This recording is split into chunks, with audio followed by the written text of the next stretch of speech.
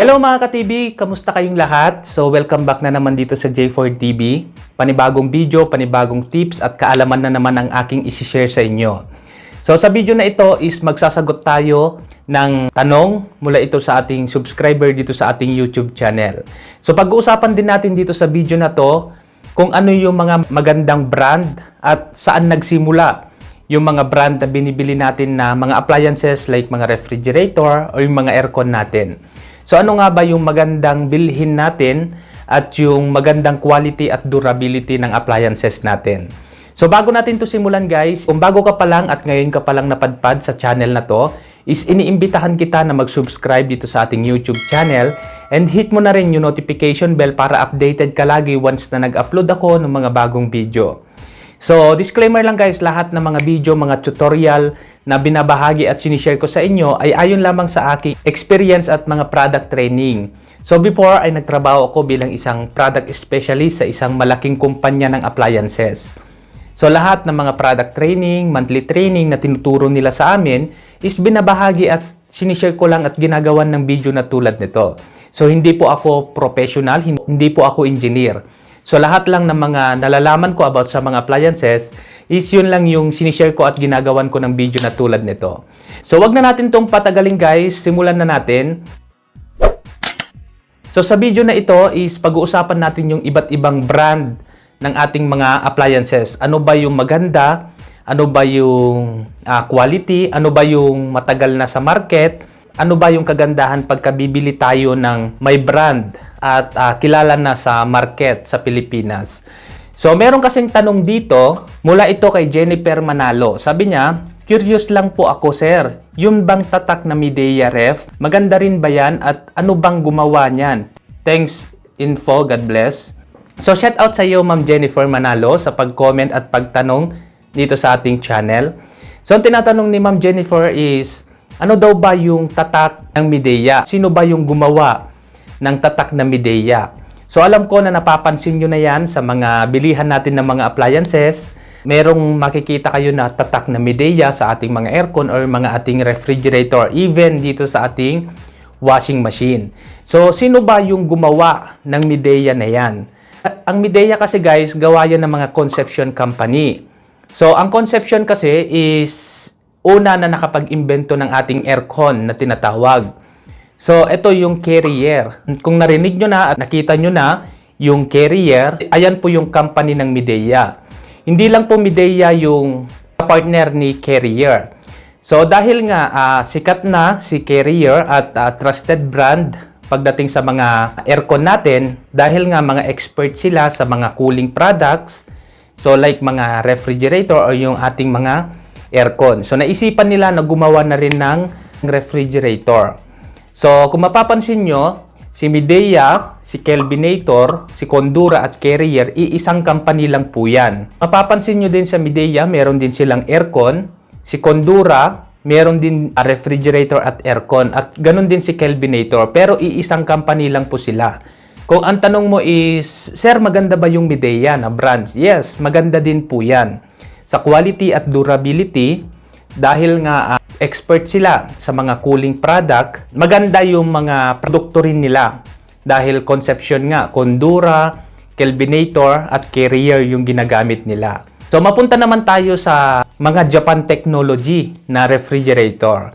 So kung ang tanong mo is, Sir, paano naman yung Panasonic? So Panasonic, si Sharp, Toshiba at dating Sanyo, ito naman yung mga Japan technology. Kadalasan kasi guys, wala pang mga Midea, mga Condura nung araw, late 90s, 80s. Meron na kasing mga Sharp, sila Panasonic, sila Toshiba na product sa Pilipinas. So, ang history kasi ni Panasonic is, yun po yung dating national. Kung mapapansin nyo, merong nakalagay na brand dati na national. Yan po yung brand ngayon na Panasonic. Iisa lang po yan. Nung 90s, pinalitan na kasi ng pangalan na Panasonic dahil mas malaki yung company ngayon ng Panasonic. Meron na rin silang pagawaan ng mga compressor o yung motor ng ating refrigerator. Yung apat na to na Japan technology, trusted brand at maganda yung quality ng mga product din nila dahil nga 80s, 90s, nandyan na sila sa Pilipinas, kaya hindi na mahihirapan pa na maghanap pa ng mga pyesa pagka halimbawa nagka-problema. Isa rin na i-consider natin yan na pagka bibili tayo ng mga appliances natin like mga refrigerator o mga aircon natin, hanapin natin yung accessible, no, at quality at durability. Yung mabilis lang na pagka halimbawa nagka-problem, i-home service na nila. Kasi yung iba ngayon na nagsulputan ng mga brand ng refrigerator o mga aircon natin is pagka nagka-problem, sasabihin ng technician nila, yung service center nila na, "Sir, maghintay po tayo ng 15 days kasi yung pyesa po ng unit nyo is kukunin pa sa Metro Manila, halimbawa nasa probinsya ka, or i-order pa yan." Isa na i-consider natin is yung maganda. At the same time, mabilis yung service center nila. Yung service center nila is nationwide. So, sa video na ito guys, hindi po ito sponsored ng kahit anong brand, hindi po ito sponsored ni Panasonic. Sinishare ko lang sa inyo kung ano yung magandang brand, no? At hindi po ako naninira dito ng ibang brand. So, lilinawin ko lang po, hindi po ako binabayaran ng mga brand or kahit anong appliances. Pinag-compare ko lang sila sa isa't isa. Ayan yung mga Japan technology, si Panasonic, si Sharp, si Toshiba, at si Sanyo. Kung ang tanong mo naman is, "Sir, meron akong Sanyo dati, bakit wala na akong nakikita na Sanyo na brand na ngayon?" Si Sanyo kasi guys is pinili na ni Haier. Kung mapapansin nyo yung brand na Haier ngayon, is yan po si Sanyo. Isang company lang po sila. Dahil nga malaki na rin na company si Haier, meron na rin silang television, meron na rin silang mga speaker, kinuha na nila si Sanyo. Yung parts and service pa rin ni Sanyo is yun po yung Haier na brand. So mapunta naman tayo sa Samsung at LG na refrigerator. So Samsung at LG naman, ito yung mga Korean brand. So sumikat sila LG at Samsung naman sa mga gadget or sa mga electronics. Number 1 ngayon si Samsung sa mga television. Ewan ko kung, kasi naglalaban yung dalawa na yan eh, LG at si Samsung. Diyan sila nakilala. Dahil nga lumaki at lumaki yung kanilang company, naisipan na rin nila na gumawa ng mga white lines nila like mga washing machine, aircon, at yung mga cooling products like mga refrigerator.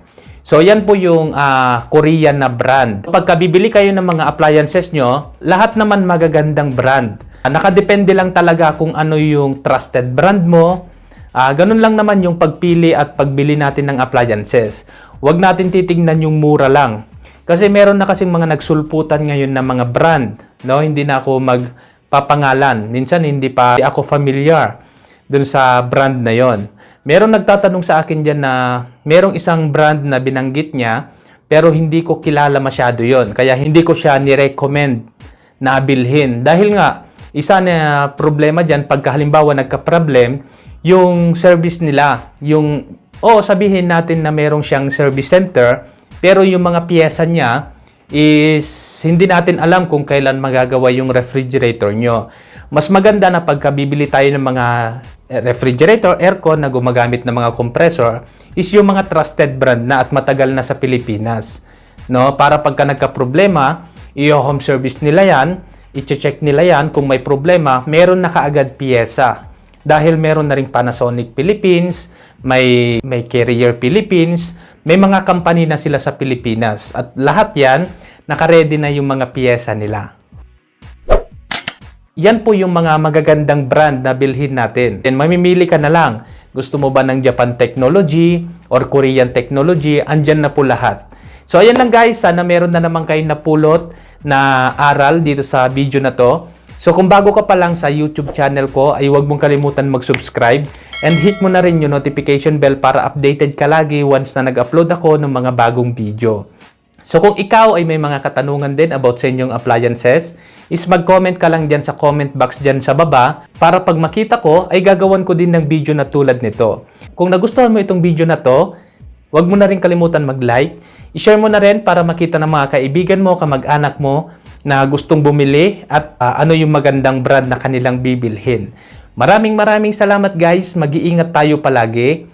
God bless. Peace.